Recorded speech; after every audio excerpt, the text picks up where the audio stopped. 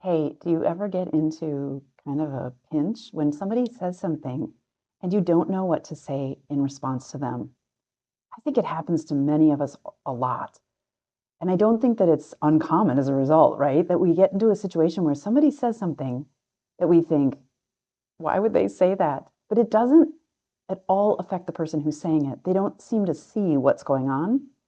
And maybe they're obtuse to it, or maybe they just don't hear themselves, or obviously they can't put it in a context that is thinking of you and how that might hit you. So we want to start thinking about what do we say in these situations? And if it's coming to you after the fact of what to say, and you say it with your friend when you tell them the story, you say it right out to them what you would say.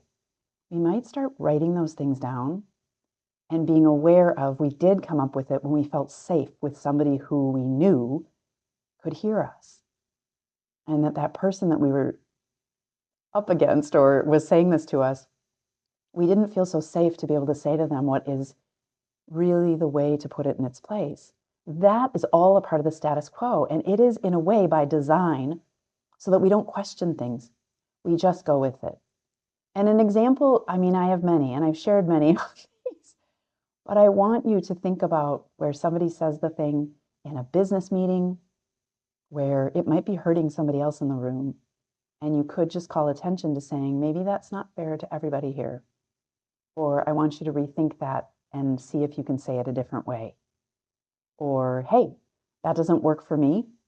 And here's what I'm feeling as a result of that. Or calling them out, right? The idea here is we're stepping into our power to do so. So here's a little quick tip for you. When I've had situations that I'm going into where I know somebody might behave in a way that brings me back into the model, like they're trying to push me back into the model, I preemptively say, what do I want to experience in this time with them? Could be in a meeting, could be with a family member. And one time I said, I want to experience joy and laughter, and I want to leave feeling peaceful.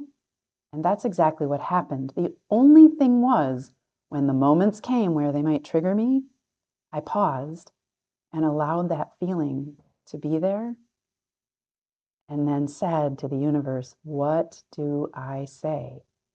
And the greater pause and the greater kind of space that I left there to let it fill in, I wasn't stressed, I wasn't getting into triggered or any of that. The answer came.